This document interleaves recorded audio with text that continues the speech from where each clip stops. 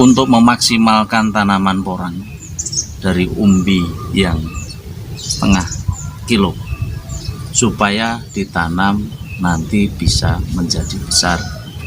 Jangan sampai nanti kita tanam sekian justru malah menjadi kecil. Simak terus.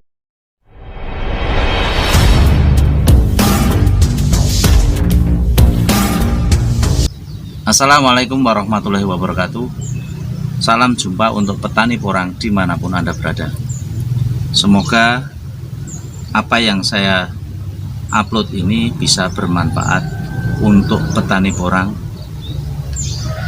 yang sedang berbudidaya tanaman porang. Yang harus kita ketahui dari awal, yakni untuk tanaman porang ini sebenarnya sangat simpel. Karena apa? Umbi yang ada di porang ini sejatinya ialah nutrisi yang sangat banyak. Kenapa saya katakan demikian? Ini pertumbuhan porang pada awalnya yakni dari umbi. Dari umbi ini akan tumbuh ke atas batang dan daun menjadi besar. Sejatinya yang dibesarkan ialah nutrisi-nutrisi yang ada pada umbi porang ini. Baru setelah nutrisi ini selesai, habis diserap, otomatis ini akan menjadi kempes, dan pada waktu sudah menjadi kempes baru akan menyerap nutrisi-nutrisi yang ada di lahan. Sehingga apa? Kalau nutrisi yang ada di lahan itu tidak ada, secara otomatis nanti bisa saja ya terjadi dorman awal. Bisa saja nanti pada waktu ini kempes diserap baru membentuk umbi yang belum besarnya sekian, ini sudah mati. Mungkin pada waktu usianya baru 3 bulan atau 4 bulan itu sudah mati. Nah, ini salah satu contoh yang mungkin bisa kita lihat. Ini ditanam 2 kilo, cuman pada waktu 3 bulan ini sudah dorman, sudah mati. Sehingga kemungkinan di sini ini umbinya juga kemungkinan bisa saja sama, bisa saja nanti justru malah berkurang. Ini karena yang di sini nutrisi-nutrisi atau mungkin juga faktor-faktor penyakit ini banyak. Nah, ini ialah lahan yang dulunya tidak ada pupuk dasar. Nah, ini kenapa mati? Nah, ini secara logika 3 bulan mati itu umbinya tentunya tidak akan besar. Nah, untuk memaksimalkan coba kita lihat. Nah,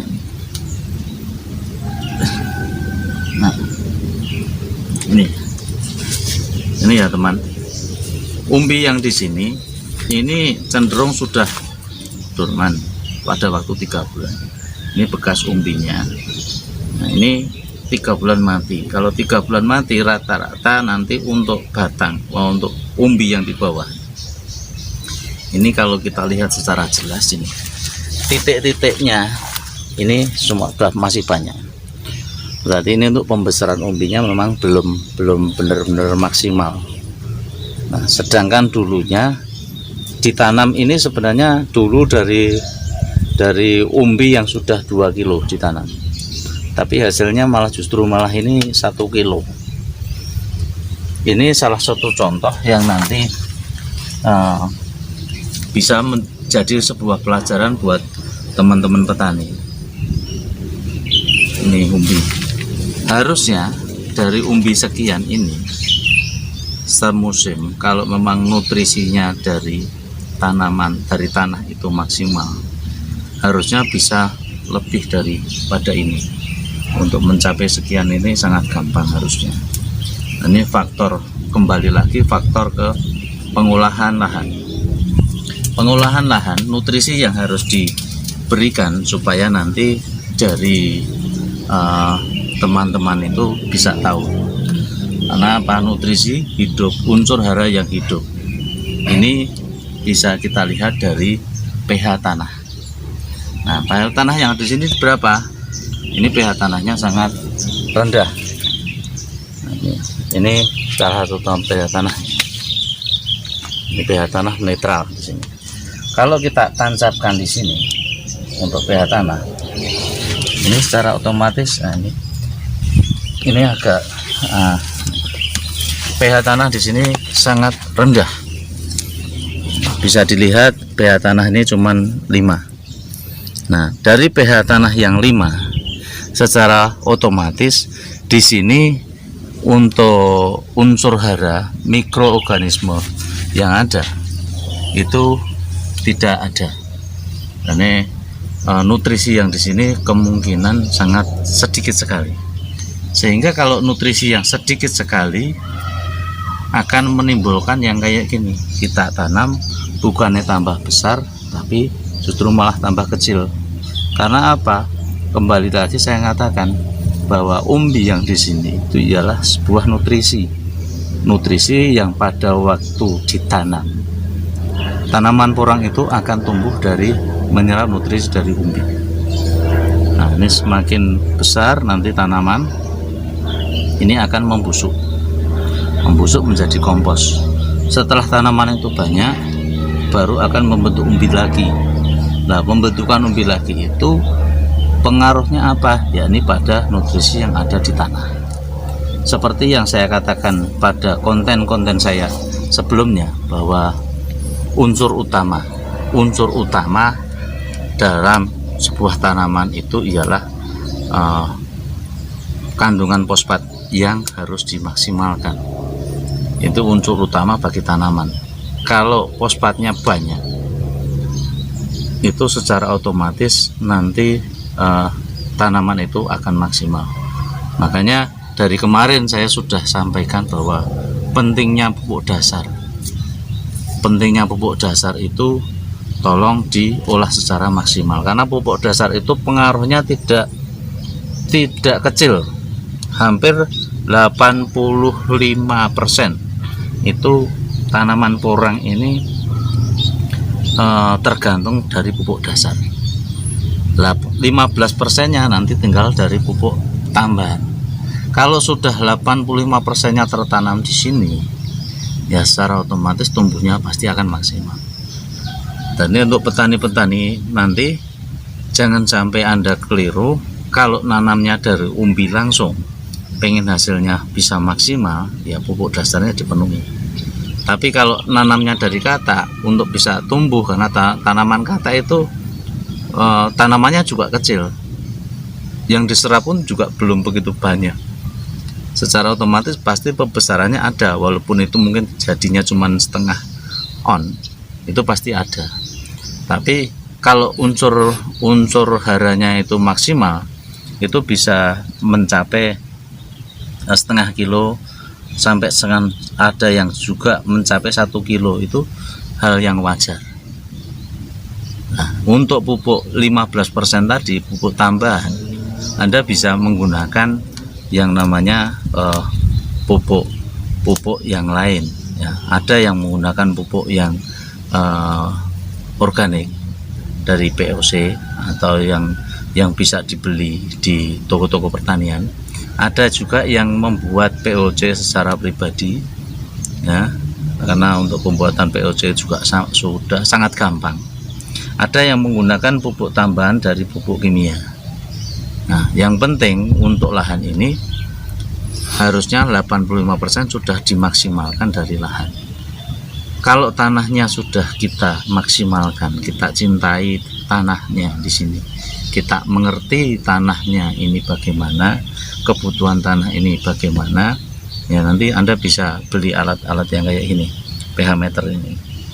Kalau pH-nya itu sudah mulai mendekati normal di angka 7, tentunya di situ ialah unsur haranya bisa dipastikan ada. Tapi kalau pH-nya itu masih pH-nya angka di 5, ya ini berarti unsur haranya itu tidak maksimal. Kecuali kalau yang Anda tanam itu mungkin di bawah pohon yang sudah lama sekali tidak ditanami. Nah, itu kemungkinan unsur haranya banyak. Tapi kalau kita sudah nanamnya di lahan, apalagi lahan dari bekas pertanian, itu biasanya tanah itu sedikit rusak karena dulunya terlalu banyak pupuk kimia, sehingga nutrisi-nutrisi pada tanaman sebelumnya itu terpenuhi dari pupuk kimia. Nah, untuk mengembalikan kembali tanah yang sudah terlalu banyak unsur kimianya, itu cenderung kita menggunakan kompos. Nah, kalau cuman sebenarnya untuk pH sendiri, itu siasat yang tepat biasanya orang menyarankan pakai kapur dolomit. Nah, kapur dolomit itu akan menetralkan pH secara cepat. Tapi dengan kapur dolomit itu belum tentu menghidupkan unsur hara yang ada di tanah. Dan ini kalau sudah kita kasih dolomit, ya kita harus pakai unsur menaburi unsur hara mikroorganisme yang baik yang ada di tanah, yakni dengan kompos. Kalau Anda taburi semuanya dengan kompos sudah banyak, nah, sebenarnya tanpa dolomit pun juga sudah bisa ngangkat. Tapi untuk menstabilkan tanah ini supaya baik butuh waktu yang sangat lama, hampir 2 tahun. Kalau kita ngolah lahan, kita sudah kasih kompos. Nah, kalau Anda sudah mau bertani tanaman porang ini, kalau sudah dari awalnya sudah kita maksimalkan, dalam artian kita sudah ngolah lahannya pada musim pertama dengan baik dan benar, secara otomatis nanti pada tahun kedua itu pemberian nutrisi pupuk dasar di sini mengembalikan unsur hara yang ada di tanah, supaya mikroorganismenya jalan, pengurai tanahnya ini jalan, supaya bisa jadi pupuk. Tahun kedua itu sangat gampang, kuncinya pada tahun pertama. Ini kalau Anda dari tahun pertama tanam katak yang kecil sudah dimaksimalkan, insya Allah nanti untuk tahun kedua nanti pasti hasilnya akan lebih baik. Nah, ini untuk ini karena usianya juga belum maksimal, daripada nanti saya nyimpen di luar resikonya juga lumayan banyak. Ini saya simpan lagi di dalam tanah. Nanti pada bulan-bulan ke-6 kalau sudah kemarau, nanti baru diambil lagi. Ini yang dorman muda. Kalau ini tanaman-tanaman yang dormannya sudah kuat. Ini dilihat dari bintik-bintik yang ada di sini. Ini sudah tidak rapat, agak jarang. Kalau bintik-bintiknya masih rapat, berarti itu ialah umbi yang muda. Kalau yang umbi tua itu sudah jarang-jarang ini. Semakin tua semakin jarang lagi. Nah, ini nutrisi awal, nutrisi yang ada pada porang. Kembali lagi, tolong nanti untuk teman-teman pahami juga masalah nutrisi yang ada di porang. Ya, kembali lagi, jangan sampai Anda menanam nanti dari umbi yang sekian justru malah turun menjadi lebih kecil, karena Anda beli dulu bibit dari petani yang dulu olah lahannya sudah bagus, sementara nanti Anda menanam olah lahannya kurang bagus, pasti tidak jadi besar, tapi justru malah sama atau mungkin lebih kecil. Gitu ya teman-teman, terima kasih. Billahi taufiq wal hidayah. Wassalamualaikum warahmatullahi wabarakatuh.